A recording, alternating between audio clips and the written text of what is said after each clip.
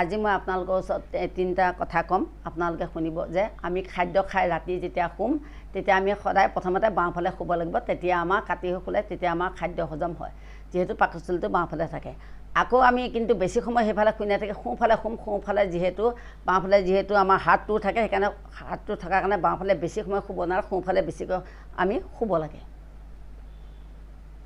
আৰু আমাৰ পাকঘৰত যে আলু থাকে আমি আলু খাওঁ আলু খালে আমাৰ চৰ্বি বাঢ়ে বহুত ভাল কিন্তু আলুটো খালেও নহ'ব যদি আলু যদি ওপৰত যদি সেউজীয়া থাকে সেই আলুটো খালে আমাৰ বহুত অপকাৰ হয় সেই আলু খাই আমাৰ আইচিত ভৰ্তি হ'ব লগা হয় কিছুমানে সেইকাৰণে সেই আলুটো আমি পেলাই দিব লাগে আমাৰ পইচা এনেই নষ্ট হ'লেও হওক আমি সেইকেইটা আলু পেলাই দিব লাগিব আপোনালোকে এইকেইটা ভালকৈ যদি মানে তেতিয়া আপোনালোকে ভাল হ'ব দেহৰ কাৰণে ভাল হ'ব